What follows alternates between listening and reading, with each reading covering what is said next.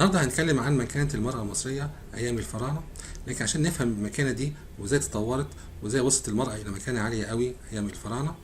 لازم نعرف الأول إن القدماء المصريين أول ما سكنوا وادي النيل وتعلموا الزراعة اكتشفوا إن الزراعة محتاجة أيدي عاملة كتير، والرجالة لوحدها مش هتؤدي هذا العمل.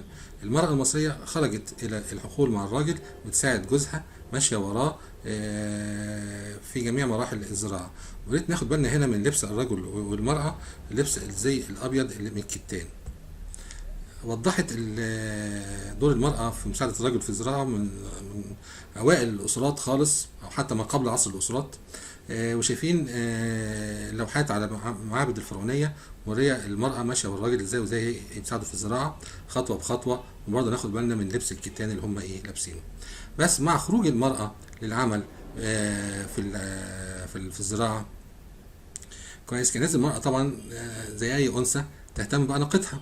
ابتدت تتطور لبس المرأة عبر العصور. في الأول خالص زي ما شفنا في اللوحة الأولى والثانية كانوا بيلبسوا الكتان زي الكتان الأبيض، وكان في الأول كان على حسب العمل برضه. يعني الأسرات العالية والناس الكبار كانوا واصل لحد تحت خالص من الكتف لحد حتى القدمين. لكن الناس اللي بتشتغل الايدي العامله الفلاحين وكده كان بيوصل تحت شويه عند الركبه عشان يبقى اسهل في الحركه. كان زي كتان بسيط خالص سواء الرجل او المراه. ابتدت تتطور الازياء عند المراه الفرعونيه زي ما احنا شايفين دلوقتي. من اول اسره 18 ابتدى الزخارف تبان والكتف ابتدى يبان من فوق، وابتدت الموضات تظهر، بالاضافه طبعا الاهتمام بالكحل والشعر المستعار او الباروكه. المراه المصريه اول واحده لبست الباروكه.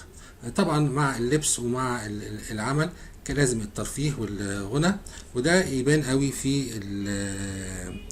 اللوحة دي. باين استعمال المرأة للهارب، استعمال المرأة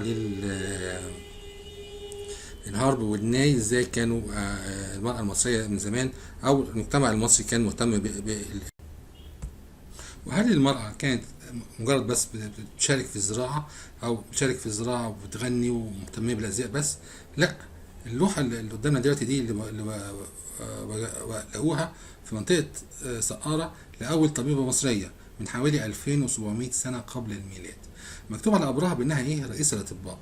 فالمرأة كانت جزء من المجتمع. المرأة كانت بتزرع، كانت بتشتغل حتى طبيبة، وكانت في بعض الأوقات وصلت إنها كانت ملكة على مصر. ده وقت الراحة والترفيه. طيب دلوقتي المرأة هل وصلت للمكانة دي وانها بقت بتشتغل حتى طبيبة وبقت بتحكم البلد؟ لقوا في الديلي ميل البريطانية قسم الدراسات الشرقية، لقت البردية دي بتتكلم على ان في وثيقة الزواج عشان يضمنوا للمرأة حقها كانوا بيقولوا ان في حالة فشل الزواج تحصل المرأة على 30 قطعة من الفضة وحوالي 36 شوال من الحب كل سنة لبقية حياتها. ما طبعا مش معقول الراجل يطلقها من هنا بعد ما عاشت معاها سنين عمرها بتساعده في البيت وتساعده في كل حاجة وبتربي العيال، وفي الآخر يطلقها ويسيبها كده بلا داعي. وعشان يضمنوا ده كانوا بيكتبوا ده في عقود الزواج، ودي منشورة في أحد الجرائد الإنجليزية. طيب هل ده بس المرأة؟ لا. تعالوا نشوف بعض أقوال الحكماء وأقوال المشهورة أيام الفراعنة. يعني من الحاجات اللي بتاع حطب، وده كان من الحكماء القدام أيام الفراعنة، كان يقول لك الزوجة الصالحة هدية من السماء لمن يستحقها.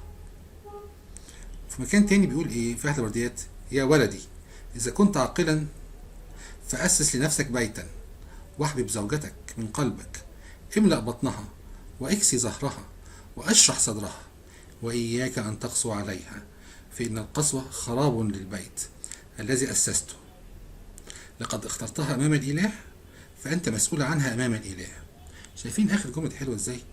لقد اخترتها أمام الإله فأنت مسؤول عنها أمام الإله. مش كده بس، في بداية العبارة بيقول له بيوصي عليها: املأ بطنها واكسي ظهرها واشرح صدرها. طيب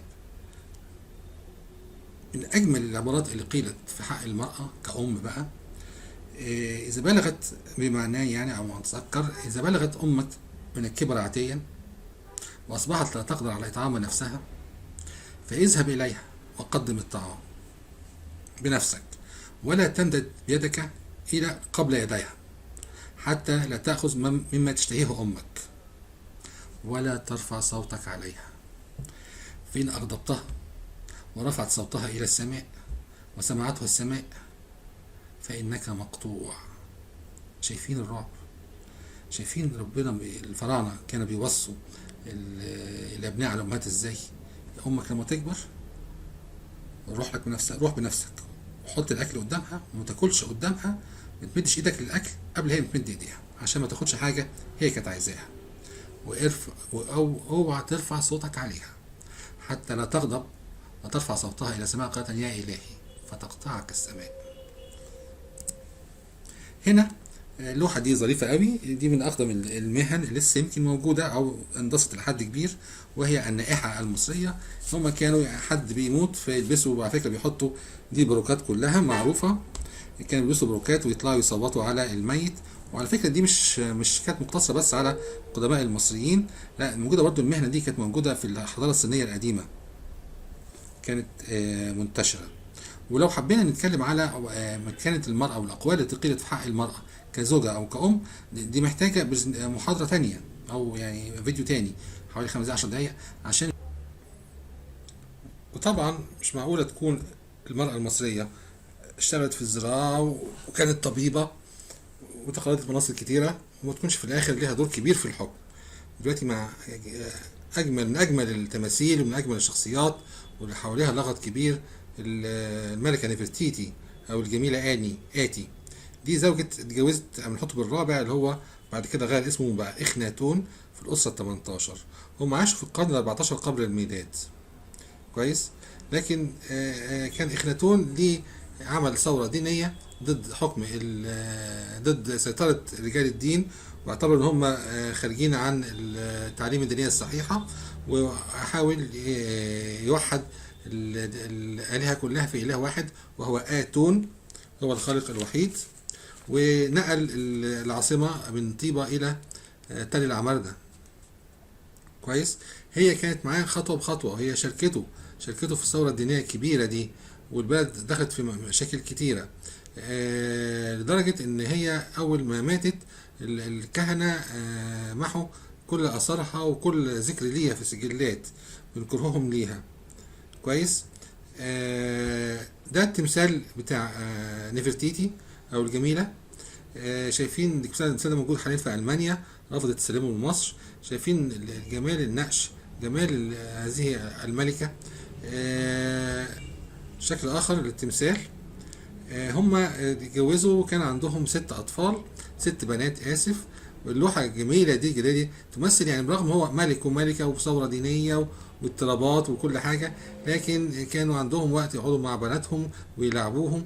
وادي شايفين صور البنات بتوعهم، هم خلفوا 6 بنات. يهمنا أكبر 2 ميريت أتون. ميريت أتون دي هي البنت الكبيرة، وهي اتولدت ايام ما كانوا لسه في طيبة قبل ما ينقل العاصمة، واختفت عندها 19 سنة، كويس. التانية ميكت اتون. ميكت اتون دي للأسف ماتت وهي عندها 9 سنين، وده كان السبب الرئيسي في وفاة نفرتيتي. تعبت قوي نفسيا بعديها واختفت عن الأضواء لحد ما ماتت، ولحد النهارده مش عارفين قبرها فين بالظبط، كويس. طيب بس هنا في نقطة عايز أكلمكم عليها. شايفين الموميا دي وادي تمثال نفرتيتي. كان شك في الموميا دي اللي لقوها في المقبرة 35 في الأقصر إن دي هي نفرتيتي لنفس ملامح الوش ومقاييس الوجه، كويس. ولو خدنا بالنا كمان ان هتلاقي ان حفروا القبور ايام الفراعنه عملوا الى تشويه هذا التمثال. ف خلي بالكم الدراع اليمين مكسور، متقطع ومكسور، والفك برضو مكسور. كان في عنف في التعامل مع هذه الموميا، كويس. لكن حللوا اختبار الدي ان ايه، كويس، وتم حددوا ان هوية هذه الموميا مش للملكة نفرتيتي وملهاش علاقة بيها، وانها ممكن تكون مامة توت عنخ آمون، انها تكون والدة ملكة توت عنخ آمون، كويس. وده كان قصتنا مع الملكة نفرتيتي. لكن طبعا قبل ما نمشي ما ينفعش ما نقولش حاجة من شعر أو من أناشيد الدينية بتاعت إخناتون اللي كان بيخاطب فيها الإله أتون. بيقول له إيه؟ يا مذكري بالأبدية وحجتي في إدراك الأبدية، يا من سوى نفسه بنفسه، إنك صانع مصور لنفسك بنفسك، ومصور دون أن تصور، منقطع القرين في صفاته، مخترق الأبدية، مرشد الملايين إلى السبيل.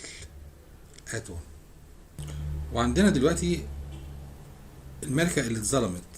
لو جينا اتكلمنا عن تعرف مين من أشهر ملكات الفراعنة، هيقول لك نفرتيتي، مرات إخناتون، حتشبسوت، مش عارف إيه، حتى في عصر الحديث في شجرة الدر. لكن قليلين قوي اللي يعرفوا أحمس نفرتاري. أحمس نفرتاري اللي شايفين لوحتها دلوقتي دي زوجة أحمس راد الهكسوس. هي تكون كمان أم أمنحتب الفرعون اللي جه بعد كده. عندها 3 أولاد. كويس. في شك بعض علماء المصريات بيقولوا إنها اتجوزت كاموس. فكاموس كان بيحارب برضو الهكسوس، فكاموس في شك إنها اتجوزته، بس اللي أكيد إنها اتجوزت إيه؟ أحمس. وكان ليها دي من أول ملكة، أول زوجة مهمة يعني قدسوها الفراعنة، وكان بيطلقوا عليها سيدة العطاء، عظيمة السناء، الأميرة الوراثية.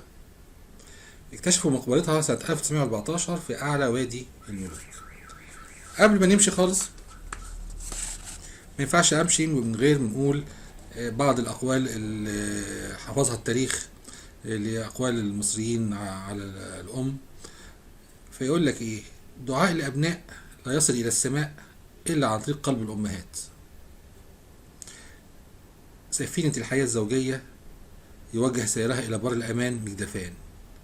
إذا توقف أحدهما عن التجديف انحرف مسارها وخلت الطريق. شكرا، وأرجو أن تكون الفيلم ده عجبكم عن وضع المرأة في أيام الفراعنة. وإذا كان عجبك يا ريت تعمل سبسكرايب وشير، وهيجيلكم إن شاء الله حاجات كتير عن حضارات مختلفة مش الفرعونية بس، وعن شخصيات خلدها التاريخ. شكرا.